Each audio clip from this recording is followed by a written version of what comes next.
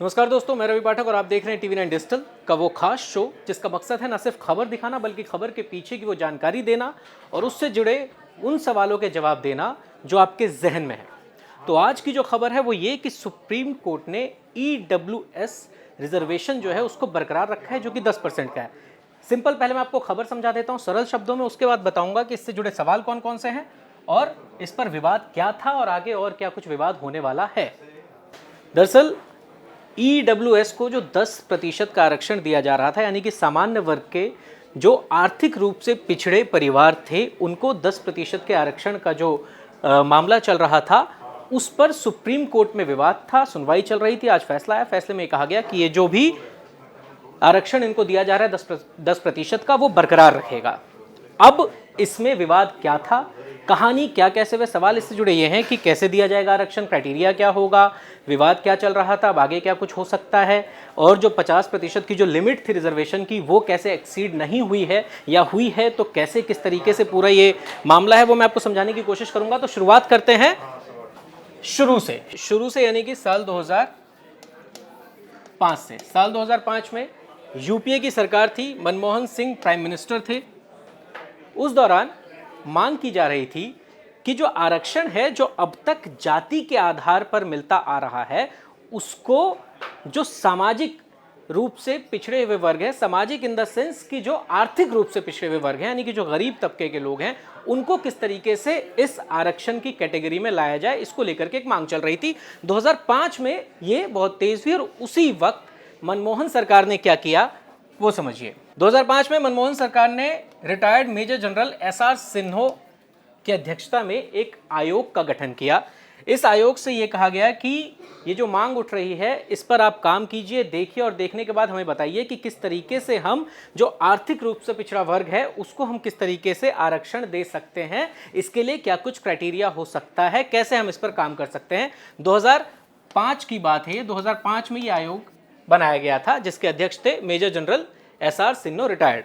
2005 से लेकर 2010 तक, यानी कि लगभग 5 साल तक इन्होंने अपनी फाइंडिंग्स दी, उस पर रिसर्च की और फिर उसके बाद जो इन्होंने डेटा दिया उसके हिसाब से इन्होंने बताया। जो जुलाई 2010 में जो इस आयोग ने रिपोर्ट पेश की, उस रिपोर्ट में ये कहा गया कि BPL परिवार जो है, जो BPL यानी कि बिलो पॉवर्टी लाइन के नीचे जो परिवार हैं, उनके आय के स्रोतों का, यानी कि पूरी पारिवारिक आय जो है उसके स्रोतों की समीक्षा की जाए कि टोटल इनकम उनका कितना हो रहा है, और ये समय समय पर होना चाहिए। यानी एक टाइम पीरियड फिक्स कर लिया जाए कि हम 1 साल में, 2 साल में, 3 साल में करेंगे, और जो भी उससे नीचे आते हैं उनको आर्थिक रूप से पिछड़ा वर्ग एक बनाया जाए, उस वर्ग में इनको रखा जाए और फिर उस बेसिस पे उनको रिजर्वेशन दिया जा सकता है। ये कहना था retired major general SR Sinha की जो सिन्हा की अध्यक्षता में जो आयोग बनाया गया था उसका। इसके बाद क्या हुआ, 2010 का मामला है। 2010 के बाद 2014 में सरकार बदल जाती है 4 साल के बाद, यानी कि 2010 में जब आयोग ने रिपोर्ट पेश की तो उस रिपोर्ट पर कुछ काम नहीं हुआ। मनमोहन सिंह की सरकार में 4 साल तक कहानी ऐसी अटकी रही। 2014 में जब सरकार बनी उसके बाद भी ऐसा कुछ नहीं हुआ उस आयोग की रिपोर्ट पर कुछ काम किया गया। 2014 से लेकर 2019 तक, यानी कि लगभग पूरे 5 साल का कार्यकाल लगभग खत्म हो चुका था, लेकिन 2019 में जब दोबारा चुनाव होने थे लोकसभा के, उससे पहले जनवरी के महीने में लोकसभा और राज्यसभा में, यानी कि संसद में बिल लाया गया संविधान संशोधन का, जो इसी आयोग के रिपोर्ट के अकॉर्डिंग बनाया गया था, जिसमें क्या किया गया, अनुच्छेद 15 में एक अलग से कॉलम जोड़ा गया, 6 कॉलम, और अनुच्छेद 16 में भी एक कॉलम जोड़ा गया, 6 कॉलम। ये जो है संविधान संशोधन 103, यानी कि 103वां संशोधन था ये संविधान में, जो 2019 में जनवरी में किया गया था मोदी सरकार की तरफ से। संशोधन क्या था उसको समझा देता हूं। संशोधन करके जो जोड़ा गया वो था अनुच्छेद 15 में कॉलम 6। इसमें यह कहा गया राज्य को खंड 4, ये जैसे कि खंड 6 है ऐसे ही खंड 4 में जो जानकारी दी गई थी, और खंड 5 में उसके अलावा, यानी कि उनको छोड़ के, उसमें है जो जाति के आधार पर जो आरक्षण दिया जाता है उनका जिक्र था 4 और 5 खंड में।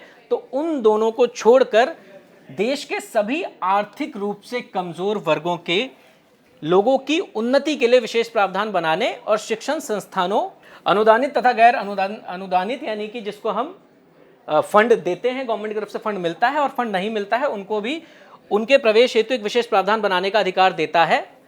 यानी कि यहां पर एक प्रावधान बनाने का अधिकार मिल गया अनुच्छेद 15 के खंड 6 से। हालांकि इसमें संविधान के अनुच्छेद 30 के खंड 1 में संदर्भित अल्पसंख्यक शिक्षण संस्थानों को शामिल नहीं किया गया है। ये अल्पसंख्यक शिक्षण संस्थान यानी कि वो जो माइनॉरिटी के लिए जो अलग से नियम बने हुए हैं, ये उसका जिक्र था, लेकिन इससे कोई लेना देना अब नहीं है। ये यहाँ पे क्या हुआ कि इनको अधिकार मिला एक नियम बनाने का।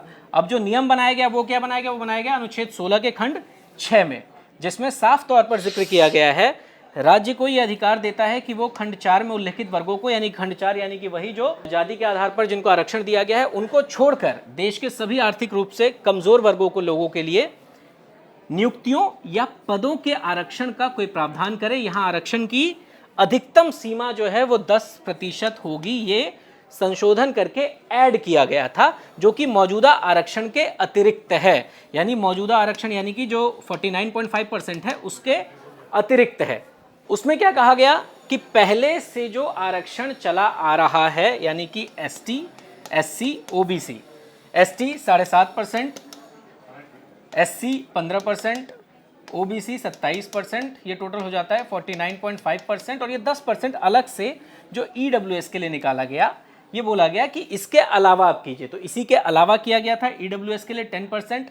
सुप्रीम कोर्ट ने जो सीमा तय कर रखी थी वो थी 50%, तो 50% ये है ही है।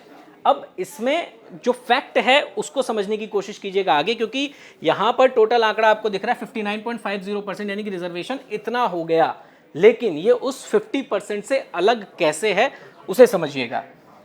अच्छा, ये जब ईडब्ल्यूएस को 10% आरक्षण देने की बात आई तो सवाल ये आया कि इसके लिए क्राइटेरिया क्या होगा। हालांकि इस सवाल का जब मैं जवाब दूंगा और मैं आपको जवाब दिख भी रहा होगा तो फिर अपने आप में वो एक सवाल बन जाता है कि आखिर कैसे पॉसिबल है ऐसा, उस पर बात करेंगे। वो भी मामला कोर्ट में चल रहा है। कोर्ट में इसलिए चल रहा है क्योंकि फैमिली इनकम जिनकी 8 लाख से कम है, 8 लाख इनकम का मतलब हो जाता है 60 से 65 हज़ार रुपये प्रति महीना, जिस परिवार की इनकम हो उसको जो है ईडब्ल्यूएस सर्टिफिकेट मिलेगा। अब ऐसे तो आधी जनता यानी कि लगभग आधी आबादी जो है इसमें एनरोल हो सकती है, तो फिर ये कैसे पॉसिबल है, इस पर भी सुप्रीम कोर्ट में मामला चल रहा है। लेकिन फिलहाल यहाँ पर जो विवाद था वो ये कि 10% आरक्षण मान्य है, सही है या नहीं है। तो ये क्राइटेरिया था। इसमें यह था कि लैंड लेस देन 5 एकड़ यानी कि 5 एकड़ से कम जमीन होनी चाहिए उनके पास, जिस फ्लैट में वो रहते हैं वो 1000 स्क्वायर फीट से कम का होना चाहिए। रेजिडेंशियल प्लॉट जो है वो 100 वर्ग गज या फिर 200 वर्ग गज का होना चाहिए। तो ये क्राइटेरिया था। ये सिर्फ जानकारी के लिए है। इसके बाद अब आप समझिए कि विवाद कैसे शुरू हुआ। जब ये मामला आया कि ईडब्ल्यूएस को 10% का आरक्षण देने की बात आई, तब 40 से ज्यादा याचिकाएं लगाई गई इस संशोधन के खिलाफ। यानी जो संशोधन संविधान में किया गया और उसके तहत जो ईडब्ल्यूएस को 10% का आरक्षण दिया गया, उसके खिलाफ 40 से ज्यादा याचिका लगाई गई पूरे देश भर में। अलग अलग याचिकाएं थी, अलग अलग बातें थी, अलग अलग तरीके से विरोध किया जा रहा था। तमिलनाडु सरकार ने कहा था कि आर्थिक स्थिति कोई आधार हो ही नहीं सकता, यानी आर्थिक स्थिति के आधार पर आप आरक्षण दे ही नहीं सकते, ये कहना था इनका। दूसरी तरफ कुछ लोगों का ये भी कहना था कि आरक्षण को खत्म करने जैसा होगा, यानी कि ये वो पहला कदम होगा जिसके जरिए जो जाति के आधार पर आरक्षण दिया जा रहा है उसको खत्म किया जा सकता है। वहीं दूसरी तरफ जो बड़ी बात थी वो ये कि 50% की सीमा जो सुप्रीम कोर्ट ने तय कर रखी थी, क्या ये उसका उल्लंघन नहीं है। तो इन्हीं बिंदुओं पर जो है सुप्रीम कोर्ट में लगातार चर्चा हुई। कैसे क्या कुछ हुआ अब वो समझिए। अब मैंने आपको बताया कि जब विरोध हुआ तो 40 से ज़्यादा याचिकाएं जो हैं वो लगाई गई थी देश भर में। तो फिर सुप्रीम कोर्ट में केंद्र की तरफ से उस वक्त अटॉर्नी जनरल जो थे वो मौजूद हुए और उन्होंने कहा कि देश भर में जो 40 याचिकाएं लगाई गई हैं, इन सभी याचिकाओं को सुप्रीम कोर्ट में ट्रांसफ़र कर लेना चाहिए और यहाँ पर सुनवाई हो, तब फिर जो है बात आगे बढ़ेगी और हम सभी सवालों के जवाब दे पाएंगे। और फिर ऐसा ही हुआ क्या, 13 सितंबर से इस मामले पर सुनवाई शुरू हुई। इसी साल 13 सितंबर से मामले पर सुनवाई शुरू हुई और 7 दिनों के अंदर जो है सुनवाई पूरी कर ली गई, यानी कि 7 दिनों तक लगातार जो है वो दलीलें दी गई और फिर जब सुनवाई पूरी हो गई तो फिर फैसला सुरक्षित रख लिया गया था, जिसको कि आज दिया गया। इसमें 5 जज जो हैं, justice Dinesh Maheshwari, justice S Ravindra Bhatt, CJI खुद U U Lalit, justice Bela M Trivedi और जस्टिस जेबी पारदीवाला, इन 5 जजों ने मिलकर जो है इस मामले पर सुनवाई की, जिन्होंने फैसला दिया। अच्छा, ये जो फैसला दिया गया ये भी काफ़ी खास इसलिए है क्योंकि इस फैसले में जो सीजेआई यूयू ललित हैं ये रिजर्वेशन के अगेंस्ट थे। 3-2 के बहुमत से ये फैसला दिया गया है, जिसमें ये कहा गया है कि जो रिजर्वेशन है वो जारी रहेगा। ये सही है। जिसमें जो 3 एक साथ थे वो थे justice Dinesh Maheshwari, justice Bela M Trivedi, justice JB Pardiwala. CJI UU Lalit against थे और साथ में इनके थे जस्टिस S रविंद्र भट्ट। एक और खास बात इसमें यह है कि जस्टिस UU ललित आज ही रिटायर हुए हैं और उससे जस्ट पहले यानी कि एक तरीके से इनका आखिरी फैसला था। इसमें अब आगे क्या कुछ हो सकता है, क्या इसके बाद भी इस पर सुनवाई हो सकती है, वो कैसे होगी वो भी आपको बताऊंगा। लेकिन अब आप समझिए कि कोर्ट में क्या कुछ हुआ। जो सवाल उठाए गए थे उन सवालों का जवाब उसी वक्त यानी कि जब ये अटॉर्नी जनरल हुआ करते थे, फिलहाल ये नहीं है, इन्होंने किस तरीके से अपनी दलीलें रखी थी और क्या जवाब दिया था उसको आप समझने की कोशिश कीजिए। 4 सिंपल पॉइंट्स में इन्होंने कहा आरक्षण के लिए आरक्षण के 50% बैरियर को सरकार ने नहीं तोड़ा है। यानी SC ST और OBC का जो 49.5% और जो 50% का जो सुप्रीम कोर्ट ने जो सीमा तय कर रखी थी उसको इन्होंने नहीं तोड़ा है। कैसे नहीं तोड़ा है वो अगली लाइन में समझिए। SC ने कहा था 50% जगह जो है वो सामान्य वर्ग के लिए रहे, ये SC ने कहा था। यानी कि 49.5% कुल मिला के मान लीजिए 50% अगर इन लोगों को दिया जाता है तो 50% वो सामान्य वर्ग के लिए रहे। अब अगली लाइन जब मैं पढ़ूंगा तो आप गौर कीजिएगा, ये जो आरक्षण है यानी कि जो 10% का जो आरक्षण अलग से दिया गया है ये सामान्य वर्ग के लिए ही है, इसका इनसे कोई लेना देना नहीं है। 50% में आने वाले सामान्य वर्ग के लोग ही हैं, ये उन्हीं के लिए है। ये बात अलग है कि उनमें भी जो है एक कैटेगरी अलग से डिफाइन कर दी गई है जिसको हम आर्थिक रूप से पिछड़ा बता रहे हैं। यानी कि इसका और इसका यानी इस 50% का और जो अलग से 50% में से 10% रिजर्वेशन दिया गया इसका कोई कनेक्शन है ही नहीं, वो अब भी सामान्य वर्ग के लोगों के लिए ही है। दूसरी चीज जो लास्ट और फाइनल बात थी वो ये कि ये बाकी के 50% वाले ब्लॉक को डिस्टर्ब नहीं करता, यानी कि इसमें कुछ भी छेड़छाड़ नहीं किया गया है, ये जैसा था वैसा ही है। अब इस पे जब फाइनल डिसीजन आया कोर्ट का तो सभी जजेस ने किस तरीके से, मैंने आपको पहले बताया है कि 3:2 से जो है ये फैसला आया था, उसमें किस जज ने क्या कहा वो आप समझने की कोशिश कीजिए। ये पहले मैं उनकी बात बता रहा हूं जो आरक्षण के पक्ष में है। जस्टिस दिनेश माहेश्वरी ने कहा केवल आर्थिक आधार पर दिया जाने वाला आरक्षण संविधान के मूल ढांचे और समानता के अधिकार का उल्लंघन नहीं करता है। आरक्षण 50% तय सीमा के आधार पर भी EWS आरक्षण मूल ढांचे का उल्लंघन नहीं है। यानी कि अगर वो 50% की सीमा तय है लेकिन उसके बाद भी EWS को अगर दूसरे 50% में से दिया जा रहा है तो ये उसका उल्लंघन नहीं है, क्योंकि 50% आरक्षण की सीमा अपरिवर्तनशील नहीं है। जस्टिस बेला त्रिवेदी ने क्या कहा, मैं जस्टिस दिनेश माहेश्वरी से सहमत हूं जिनका स्टेटमेंट मैंने आपको पहले बताया, और ये मानती हूं कि EWS आरक्षण मूल ढांचे का उल्लंघन नहीं है और ना ही ये किसी तरह का पक्षपात है। ये बदलाव आर्थिक रूप से कमजोर तबके को मदद पहुंचाने के तौर पर ही देखा जाना चाहिए, इसमें और किसी तरीके से इसको नहीं देखा जाना चाहिए, खासतौर पर कि जाति के आधार पर जो आरक्षण है उसको खत्म करने की यहाँ कोई बात ही नहीं है, इसे अनुचित नहीं कहा जा सकता है। मैं ये कहना चाहता हूं कि आरक्षण का अंत नहीं है, इसे अनंत काल तक जारी नहीं रखना चाहिए वरना ये निजी स्वार्थ में तब्दील हो जाएगा। आरक्षण सामाजिक और आर्थिक असमानता खत्म करने के लिए है। यह अभियान 7 दशक पहले शुरू हुआ था, यानी कि 70 साल पहले आज़ादी के बाद की बात की इन्होंने। डेवलपमेंट और एजुकेशन ने इस खाई को कम करने का काम किया है और यही वो 2 चीज़ें हैं जहां पर आरक्षण देने की बात होती आ रही है और अभी भी दिया जा रहा है।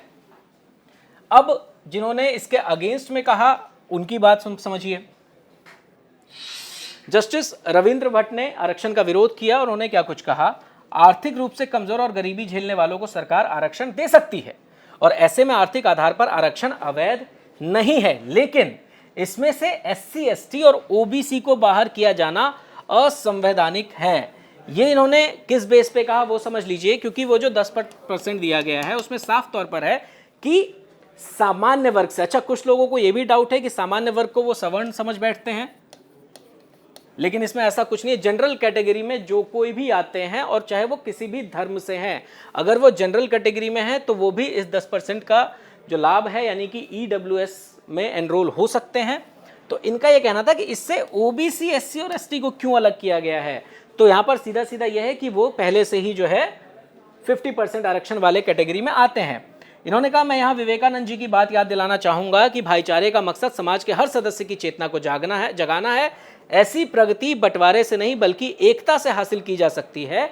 ऐसे में ईडब्ल्यूएस आरक्षण केवल भेदभाव और पक्षपात है, यह समानता की भावना को खत्म करता है। ऐसे में मैं ईडब्ल्यूएस आरक्षण को गलत ठहराता हूं।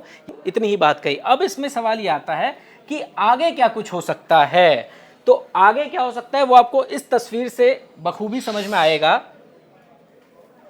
क्योंकि इस तस्वीर में आपको 5 जज दिखाई दे रहे हैं और जिन्होंने पिटीशन डाली थी उनका यह कहना है कि हम जो फैसला आया है इस फैसले को चुनौती देंगे। अब बड़ा सवाल यह है कि चुनौती कहां देंगे। तो चुनौती देने के जो ऑप्शन है वो ये कि अभी 5 जजों की बेंच ने जो है इस पे सुनवाई की थी और फैसला दिया था, तो अपर बेंच में जा सकते हैं, यानी कि जहां 7 जजों की बेंच बैठे या 9 जजों की बेंच बैठे, तो ये दोनों बेंचें जो हैं इस मामले में सुनवाई कर सकती हैं। लेकिन आगे देखना होगा कि होता क्या है। तो फिलहाल ये खबर और खबर से जुड़े सारे सवालों के जवाब मुझे लगता है कि मैंने आपको दे दिए हैं। अगर आप इस वीडियो से सहमत हैं तो वीडियो को लाइक कीजिए, सब्सक्राइब कीजिए हमारे चैनल को और वीडियो को शेयर करना बिल्कुल भी मत भूलिए।